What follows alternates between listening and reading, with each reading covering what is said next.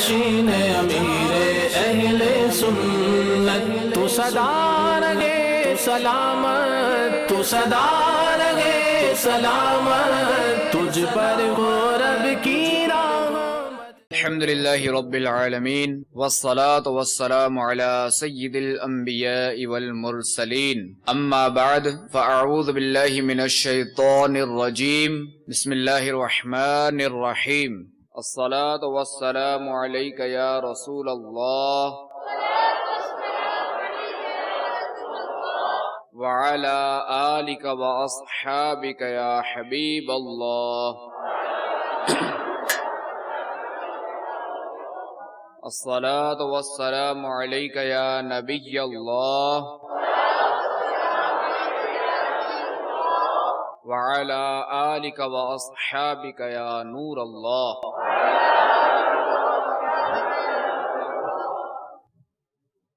نویت سنت الاعتکاف۔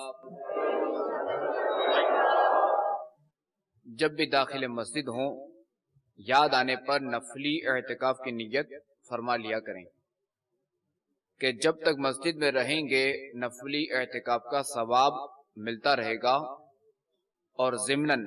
مسجد میں کھانا پینا سونا بھی جائز ہو جائے گا۔ فرمان مصطفیٰ صلی اللہ تعالی علیہ وآلہ وسلم، جس نے مجھ پر صبح و شام 10 بار درود پاک پڑھا، اسے قیامت کے دن میری شفاعت ملے گی۔ سب نے صف محشر میں للکار دیا ہم کو، سب نے صف محشر میں للکار دیا ہم کو، اے بے کسوں کے آقا اب تیری دہائی ہے، اے بے کسوں کے آقا اب تیری دہائی ہے۔ صلو علی الحبیب صلی اللہ تعالی علی محمد وعلی آلہ وصحبہ وبارک وسلم۔ آئیے حصول ثواب کی خاطر بیان سننے سے پہلے اچھی نیتیں کر لیتے ہیں۔ فرمان مصطفیٰ صلی اللہ تعالی علیہ وآلہ وسلم، نیت المؤمن خیر من عملہ، مسلمان کی نیت اس کے عمل سے بہتر ہے۔ بغیر اچھی نیت کے کسی بھی عمل خیر کا ثواب نہیں ملتا، اور جتنی اچھی نیتیں زیادہ اتنا ثواب بھی زیادہ۔ نگاہ نیچے کے خوب کان لگا کر بیان سنوں گا، ٹیک لگا کر بیٹھنے کے بجائے علم دین کی تعظیم کی خاطر جہاں تک ہو سکا دوزانوں بیٹھوں گا، ضرورتاً سمٹ سرک کر دوسرے کے لیے جگہ کشادہ کروں گا، دھکا وغیرہ لگا تو صبر کروں گا، گھورنے جھڑکنے اور الجھنے سے بچوں گا۔ صلو علی الحبیب، اذکر اللہ، توبو الی اللہ وغیرہ سن کر ثواب کمانے اور صدا لگانے والوں کی دل جوئی کے لیے بلند آواز سے جواب دوں گا۔ میں بھی نیت کرتا ہوں کہ اللہ عز و جل کی رضا پانے اور ثواب کمانے کے لیے بیان کروں گا، دیکھ کر بیان کروں گا، نیکی کا حکم دوں گا اور برائی سے منع کروں گا۔ آج انشاءاللہ عز و جل ایک ایسی عظیم ہستی کی سیرت مبارکہ کے متعلق بیان سننے کی سعادت حاصل کریں گے کہ جن کا فیضان صدیاں گزر جانے کے باوجود آج بھی جاری و ساری ہے، اور ان کے مزار پر انوار پر تقریباً ہر وقت لوگوں کا ہجوم رہتا ہے، اور لوگ جو ہے وہ حاضر ہو کر اپنی منہ مانگی جائز مرادیں پاتے ہیں۔ یہ اہم شخصیت کون تھی؟ ان کا نام و نسب، کنیت و لقب کیا تھا؟ تو انشاءاللہ عز و جل آج کے بیان میں یہ سب سنیں گے جتنا ممکن ہوا، اور اس کے ساتھ ساتھ ان بزرگ ہستی کا، ان ولی اللہ کا حصول علم دین کے لیے سفر کرنا اور ان کی پاکیزہ عادات و صفات، مثلا صبر و شکر کی مدنی سوچ، علم دین کے حصول کا شوق، تو اس سے متعلق یہ وہ چند مدنی پھول بیان کیے جائیں گے۔ شام کا وقت تھا، رات کی تاریکی آہستہ آہستہ ہر شے کو اپنی لپیٹ میں لے رہی تھی۔ خراسان میں ایک بے ساز و سامان مسافر ہاتھ میں عصا لیے، ہر چیز سے بے نیاز، بوسیدہ، موٹا اور کھردرا ٹاٹ کا لباس پہنے چلا جا رہا تھا۔ جب وہ شخص آبادی کے قریب پہنچا تو رات گزارنے کے ارادے سے ایک ایسے مقام پر ٹھہرا جہاں بظاہر دیندار نظر آنے والے کچھ افراد بھی موجود تھے، جن کے چہرے خوشحالی و بے فکری سے دمک رہے تھے۔ جیسے ہی ان لوگوں کی نظر اس مفلوق الحال شخص پر پڑی، یعنی خستہ حال شخص پر پڑی، تو ان میں سے ایک نے سخت لہجے میں سوال کیا، تم کون ہو؟ اس مسافر نے نرمی سے جواب دیتے ہوئے کہا، مسافر ہوں، یہاں رات بسر کرنے کے لیے ٹھہرنا چاہتا ہوں۔ وہ سب قہقہہ لگا کر ہنس پڑے اور اسے حقارت سے دیکھتے ہوئے کہا، یہ ہم میں سے نہیں ہے، یہ مسافر، یہ شخص۔ ان کی یہ بات سن کر خوشی سے کھل اٹھا اور جواب میں کہا، واقعی میں تم میں سے نہیں ہوں۔ جب رات ہوئی تو ان میں سے ایک شخص نے اس مسافر کے آگے سوکھی روٹی لا کر رکھ دی اور خود جو ہے وہ اپنے دوستوں کی اس محفل میں شریک ہو گیا، جس میں انواع و اقسام کی عمدہ اور لذیذ غذاؤں سے لطف اندوز ہونے کے ساتھ ساتھ ایک دوسرے سے ہنسی مذاق میں بھی مشغول تھے۔ وہ لوگ مسافر کو روکھی روٹی کھاتا دیکھ کر ہنستے اور کھائے ہوئے خربوزے کے چھلکے اسے مارتے جاتے، اور ساری رات وہ لوگ طعن و تشنیع کے تیر برساتے رہے، یعنی برا بھلا کہتے رہے، یہاں تک کہ صبح ہو گئی۔ مگر وہ صابر و شاکر نوجوان خوش دلی سے ان کے ستم برداشت کرتا رہا اور کوئی جوابی کاروائی نہ کی۔ بیان کردہ واقعے میں اپنے ساتھ ناروا و ناپسندیدہ سلوک پر صبر کرنے والے وہ بزرگ اللہ عز و جل کے برگزیدہ ولی حضرت سیدنا داتا گنج بخش علی حجویری رحمت اللہ تعالی علیہ تھے۔ یقیناً اللہ تبارک و تعالی کے محبوب اور برگزیدہ بندوں کا یہ معمول ہوتا ہے کہ وہ آنے والی ہر مصیبت پر صبر و شکر سے کام لیتے ہیں۔ اللہ تبارک و تعالی جس طرح اپنے بندوں پر بے شمار نعمتیں نچھاور فرما کر احسان عظیم فرماتا ہے، تو اسی طرح بعض اوقات انہیں مصائب و آلام کے امتحان میں ڈال کر کامیابی کی صورت میں بلندی درجات کے علاوہ بے شمار دنیاوی اور اخروی انعامات کے ساتھ ساتھ ایسوں کو یہ مژدہ جاں فضا بھی سناتا ہے کہ ان اللہ مع الصابرین، بے شک اللہ صابروں کے ساتھ ہے۔ جس نے ہمیں پیدا کیا اس کا قرب، جس نے یہ ساری کائنات بنائی اس کا قرب، وہ عظیم نعمت ہے کہ جس کے حصول کے لیے انبیاء کرام علیہ السلام اور اولیاء عظام نے ایسی تکالیف پر صبر کیا کہ جن کے تصور سے ہی لرزہ طاری ہو جاتا ہے۔ تو میٹھے میٹھے اسلامی بھائیوں اور مدنی چینل کے ناظرین، ہمیں بھی یہ نیت کرنی چاہیے کہ اگر کوئی مصیبت آئی، کسی نے ہمارا دل دکھایا یا بدسلوکی سے کوئی ہمارے ساتھ پیش آیا، تو اینٹ کا جواب پتھر سے دینے کے بجائے صبر سے کام لیں گے انشاءاللہ عز و جل۔ تاجدار مدینہ صلی اللہ تعالی علیہ وآلہ وسلم نے ارشاد فرمایا، اللہ تبارک و تعالی ارشاد فرماتا ہے، جب میں اپنے کسی بندے کے بدن یا اس کے مال یا اس کی اولاد کی طرف کوئی سختی بھیجوں، پھر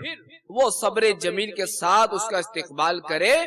تو قیامت کے دن مجھے اس سے حیا آئے گی کہ میں اس کے لیے میزان قائم کروں یا اس کا نامہ اعمال کھولوں۔ تو میٹھے میٹھے اسلامی بھائیوں اور مدنی چینل کے ناظرین، سنا آپ نے کہ دنیا میں بظاہر دیکھنے میں صبر کے یہ چند گھونٹ کہ جو کہ ہم پر آزمائش آئی، اس وقت صبر کیا، تو اسے چند گھونٹ آخرت میں کیسی مٹھاس کا سبب بنیں گے۔ حضرت سیدنا داتا گنج بخش رحمت اللہ تعالی علیہ نے اپنے ساتھ پیش آنے والی بدسلوکی پر کمال صبر کا مظاہرہ کیا، اور آپ دیکھیں گے اللہ تبارک و تعالی نے ان کو وہ عظیم مقام ولایت عطا فرمایا کہ آپ رحمت اللہ تعالی علیہ کو اس دنیا سے پردہ کیے 1000 سال سے زائد کا عرصہ بیت چکا ہے، مگر آج بھی لاکھوں مسلمانوں کے دلوں میں آپ کی محبت و عظمت قائم و دائم ہے، اور لوگ جوق در جوق آپ کے مزار پن انوار پر حاضری کی سعادت پاتے ہیں اور اپنی خالی جھولیاں مرادوں سے بھرتے ہیں۔ آئیے اب داتا صاحب رحمت اللہ تعالی علیہ کا تعارف سنتے ہیں۔ آپ رحمت اللہ تعالی علیہ کا نام علی، والد کا نام عثمان ہے۔ آپ رحمت اللہ تعالی علیہ کا سلسلہ نسب 6 واسطوں سے سید الشہداء راکب دوش مصطفیٰ حضرت سیدنا امام حسن مجتبی رضی اللہ تعالی عنہ سے جا ملتا ہے۔ آپ رحمت اللہ تعالی علیہ کی کنیت ابو الحسن ہے، جبکہ مشہور و معروف لقب گنج بخش ہے۔ اور گنج بخش یعنی اس لقب کی وجہ تسمیہ کیا ہوئی، یعنی نام رکھنے کی وجہ یہ ہوئی اس لقب کی کہ حضرت خواجہ خواجگان سیدنا معین الدین چشتی اجمیری سنجری رحمت اللہ تعالی علیہ، جو کچھ عرصے تک آپ رحمت اللہ تعالی علیہ کے مظاہر فیض الانوار پر رہے اور حضرت داتا گنج بخش رحمت اللہ تعالی علیہ کے فیوز باطنی سے مالا مال ہو کر جب الوداعی فاتحہ کے لیے حاضر ہوئے تو زبان مبارک پر بے ساختہ یہ شعر آ گیا: گنج بخش فیض عالم مظہر نور خدا، نا قصارہ پیر کامل کاملارہ رہنما۔ اور خواجہ غریب نواز رحمت اللہ تعالی علیہ کی زبان مبارک سے نکلا ہوا یہ لقب گنج بخش آج پورے بر صغیر میں گونج رہا ہے، یہاں تک کہ بعض لوگ تو آپ رحمت اللہ تعالی علیہ کے اسم مبارک سے بھی ناواقف ہوتے ہیں، یعنی داتا صاحب کا بعض لوگوں کو تو نام ہی نہیں معلوم اور محض داتا گنج بخش کے لقب سے ہی یاد کرتے ہیں۔ آپ رحمت اللہ تعالی علیہ یعنی داتا صاحب رحمت اللہ تعالی علیہ کی ولادت باسعادت کم و بیش 400 ہجری میں غزنی شہر میں ہوئی۔ کچھ عرصے بعد آپ رحمت اللہ تعالی علیہ کا خاندان محلہ حجویر میں منتقل ہو گیا، اسی نسبت سے آپ رحمت اللہ تعالی علیہ حجویری کہلاتے ہیں۔ آپ رحمت اللہ تعالی علیہ نے اپنے زمانے کے کئی عظیم المرتبت یعنی بلند درجہ بلند رتبہ رکھنے والے ائمہ طریقت و شریعت سے علم و معرفت کے جام پیے اور عمر کا ایک بڑا حصہ سفر میں گزارا، جس کا مقصد اللہ تبارک و تعالی کے نیک بندوں سے ملنا، ان کے فیضان سے فیضیاب ہونا، اپنے نفس کو مشقتوں اور تکلیفوں کا عادی بنا کر اللہ تبارک و تعالی کی رضا و خوشنودی پانا ہے۔ آپ رحمت اللہ تعالی علیہ نے کرمان، سیستان، ترکستان، ماوران نہر، خوزستان، قبرستان، آذربائیجان، فارس، عراق، شام، فلسطین اور حجاز مقدس سمیت کئی ملکوں کا سفر کیا،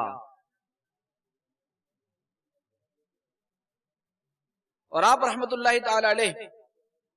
جوان عمری ہی میں علوم ظاہری کی تکمیل کر چکے تھے، اور آپ رحمت اللہ تعالی علیہ کے علمی مقام کا اندازہ اس واقعے سے لگایا جا سکتا ہے کہ ایک مرتبہ سلطان محمود غزنوی کی موجودگی میں حضرت داتا علی حجویری رحمت اللہ تعالی علیہ کا ایک غیر مسلم فلسفی سے مکالمہ ہوا، تو آپ رحمت اللہ تعالی علیہ نے اپنی علمی قابلیت سے زبردست جوابات کے ذریعے اسے خاموش کر دیا، حالانکہ اس وقت آپ کی عمر زیادہ نہ تھی، کیونکہ اس مکالمے کو سلطان محمود غزنوی رحمت اللہ تعالی علیہ کی زندگی کے آخری سال میں بھی فرض کیا جائے تو اس وقت آپ کی عمر مبارک تقریباً 20 سال بنتی ہے. دیکھا آپ نے کہ داتا گنج بخش رحمت اللہ تعالی علیہ کو علم دین حاصل کرنے کا کس قدر شوق تھا، اور علم دین کے حصول کی خاطر آپ رحمت اللہ تعالی علیہ نے عراق، شام اور حجاز مقدس سمیت 10 سے زائد ممالک کا سفر کیا، اور اس راہ پرخار میں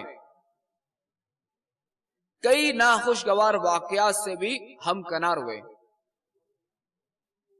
مگر صبر و رضا کے پیکر اور رب تعالی کے شکر گزار رہے. اب ذرا غور کیجئے، ذرا سوچئے، اپنی حالت دیکھیے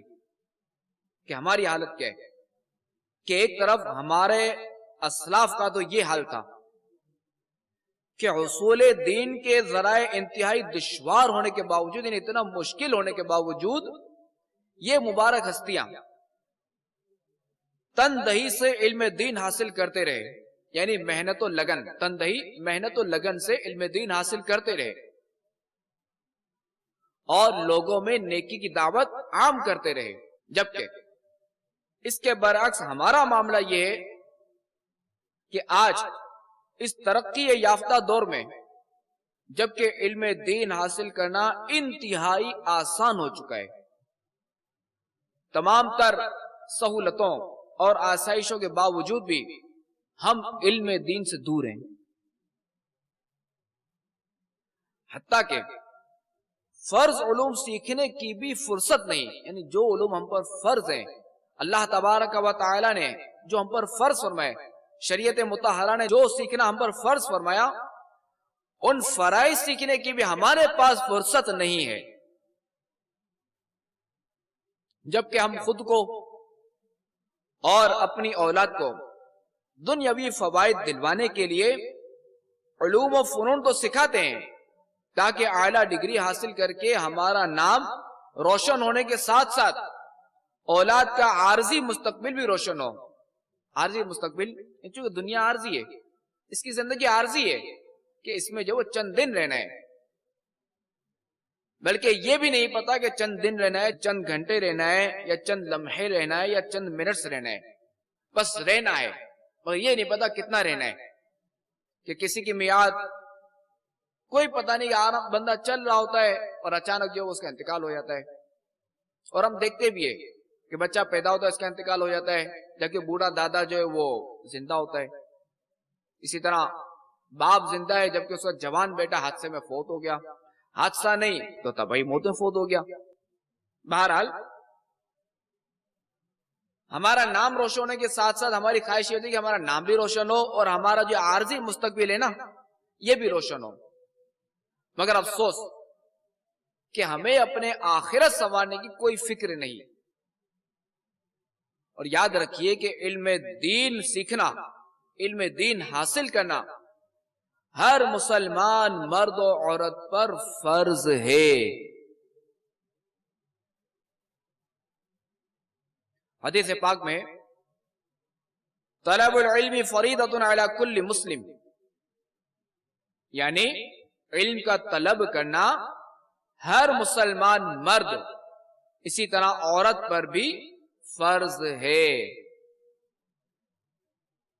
شیخ طریقت امیر اہل سنت دامت برکاتہم العالیہ فرماتے ہیں کہ اس حدیث پاک کے تحت میرے آقا اعلی حضرت امام اہل سنت مولانا شاہ امام محمد رضا خان علیہ رحمت الرحمن نے جو کچھ فرمایا اس کا آسان لفظوں میں مختصراً خلاصہ عرض کرنے کی کوشش کرتا ہوں. سب میں اولین اور اہم ترین فرض یہ ہے کہ بنیادی عقائد کا علم حاصل کرے، کہ جس سے آدمی صحیح العقیدہ سنی بنتا ہے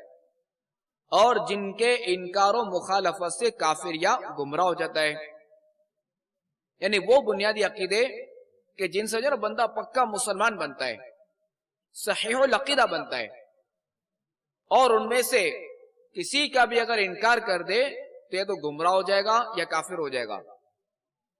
تو سب سے پہلے جو ہے وہ اہم ترین فرض یہ ہے بنیادی عقائد کا علم. مسائل نماز یعنی اس کے فرائض و شرائط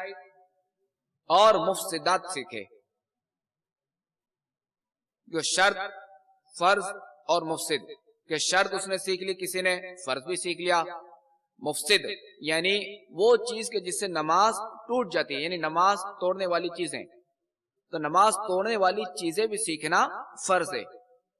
کیونکہ جبھی تو اس کی نماز پوری ہوگی سلام سے، ورنہ بعض وقت ایسے معاملات ہوتے ہیں، ایسے افعال کہ بندے نے تکبیر تحریمہ کہہ لی اور خروج بسنعہ یعنی سلام پھیرنے سے قبل ہی جو ہے وہ نماز سے باہر ہو جاتا ہے، تو اسے خبر نہیں ہوتی کیونکہ اسے علم ہی نہیں کہ نماز توڑنے والی کون کون سی چیزیں ہیں. تو اب جو ہے یہ نماز کے فرائض و شرائط اور مفسدات سیکھے تاکہ نماز صحیح طور پر ادا کر سکے. پھر جب رمضان المبارک کی تشریف آوری ہو تو روزوں کے مسائل، جو روزوں کے مسائل سیکھنا بھی فرض ہے. حالانکہ یہ بات سننے میں آتی رہتی ہے کہ ابھی جو نا فلاں مسجد کی اذان باقی ہے، ابھی سحری کر لو بھی کھا لو. نہیں فلاں مسجد کی ایک اور مسجد کی اذان باقی ہے، ابھی سحری کر لو، اذان ہو رہی ہے. حالانکہ اذان کا تعلق نماز سے، اس کا تعلق روزے سے نہیں. کہ صبح صادق ہو گئی، اب جو ہے وہ کھانا پینا موقوف ہو گیا، یعنی صبح صادق سے پہلے پہلے کھانا پینا موقوف کرنا ہے. صبح صادق اس حالت میں کرنی ہے کہ اس کا کھانا پینا بند ہو چکا ہو. تو روزے کا تعلق وقت سے، صبح صادق سے. بہرحال رمضان المبارک کی جب تشریف آوری اور رمضان المبارک آنے لگے تو اب جو ہے وہ روزے کے مسائل سیکھے. مالک نصاب نامی یعنی حقیقتاً یا حکماً بڑھنے والے مال کے نصاب کا مالک ہو جائے تو زکوٰۃ کے مسائل سیکھے. اس میں بھی تفصیل ہے کہ مال نامی کیا، یعنی حقیقتاً یا حکماً جو مال بڑھنے والا ہو. صاحب استطاعت ہو تو مسائل حج، نکاح کرنا چاہے تو اس کے ضروری مسائل، تاجر ہو تو خرید و فروخت کے مسائل، مزارع یعنی کاشتکار اور زمیندار پر کھیتی باڑی کے مسائل، ملازم بننے اور ملازم رکھنے والے پر اجارے کے مسائل. یعنی اگر کوئی ملازم رکھتا ہے تو اب اس پر بھی اجارے کے مسائل سیکھنا لازم، اور جو ملازم بنتا ہے، جو نوکر بنتا ہے، اس پر بھی اجارے کے مسائل سیکھنا لازم ہے. وَعَلَى هَذَا الْقِيَاسِ یعنی اور اسی پر قیاس کرتے ہوئے ہر مسلمان عاقل و بالغ مرد و عورت پر اس کی موجودہ حالت کے مطابق مسئلے سیکھنا فرض عین ہے. اسی طرح ہر ایک کے لیے مسائل حلال و حرام بھی سیکھنا فرض ہے. نیز مسائل قلب یعنی باطنی مسائل، یعنی باطنی فرائض قلبیہ، مثلا عاجز و اخلاص اور توکل وغیرہ، اور ان کو حاصل کرنے کا طریقہ. اور باطنی گناہ مثلا تکبر، ریاکاری، حسد وغیرہ، اور ان کا علاج سیکھنا ہر مسلمان پر اہم فرائض سے ہے. معلوم ہوا کہ دین کا بنیادی علم نہ سیکھنا، اسے حاصل نہ کرنا آخرت کی تباہی و بربادی کا سبب بن سکتا ہے. کیونکہ جب نماز، روزہ، حج، زکوٰۃ، نکاح، تجارت، مزدوری اور دیگر معاملات کے بارے میں دینی معلومات نہ ہوں گی تو یقیناً ان کاموں میں شرعی غلطیاں بھی سرزد ہو جائیں گی کہ جن کی وجہ سے آخرت میں پکڑ ہو سکتی ہے. تو لہٰذا زندگی کی ان انمول ساعتوں کو غنیمت جانتے ہوئے حصول علم دین کے لیے کوشاں رہیے، اور اس کے لیے دعوت اسلامی کے مدنی ماحول سے وابستہ ہو جائیے. انشاءاللہ عز و جل اس کی برکت سے پابندی سنت بننے، گناہوں سے بچنے اور آخرت کے لیے کوڑنے کا ذہن بنے گا. میٹھے میٹھے اسلامی بھائیوں اور مدنی چینل کے ناظرین، نیکی کی دعوت دینا اور برائی سے منع کرنا یہ وہ عظیم کام ہے کہ جس کی تکمیل کے لیے اللہ تبارک و تعالی نے وقتاً فوقتاً اپنے انبیاء کرام علیہم السلام کو اس دنیا میں مبعوث فرمایا۔ اب ہم جب وہ دوبارہ داتا صاحب کی سیرت پر آ رہے ہیں، کیونکہ بیان ہے داتا صاحب کی سیرت پر، تو اب جو ہے یہ کہ داتا صاحب جو ہے وہ مرکز الاولیاء، یہ کیسے تشریف لائے، نہیں کہ مرکز الاولیاء میں ان کی تشریف آوری۔ بہرحال میں عرض کر رہا تھا کہ اللہ تبارک و تعالی نے وقتاً فوقتاً اپنے انبیاء کرام علیہم السلام کو اس دنیا میں مبعوث فرمایا، نیکی کی دعوت دینا اور برائی سے منع کرنا، یہاں تک کہ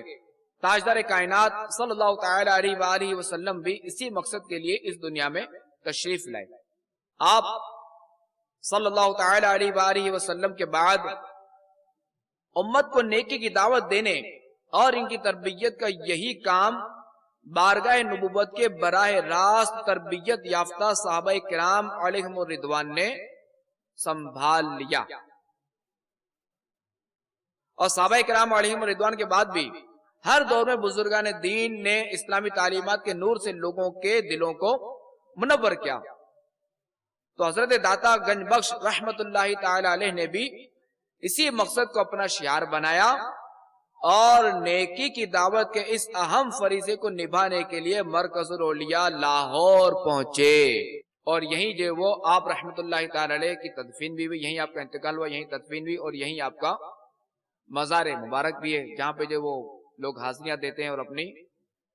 من مانی مرادیں پاتے ہیں۔ آپ رحمت اللہ تعالی علیہ نے علم و حکمت کے ایسے دریا بہائے کہ وہ شہر یعنی لاہور، وہ شہر جو پہلے کفر اور شرک کے اندھیروں میں ڈوبا ہوا تھا، آپ رحمت اللہ تعالی علیہ کی کوششوں سے قلعہ اسلام بن گیا،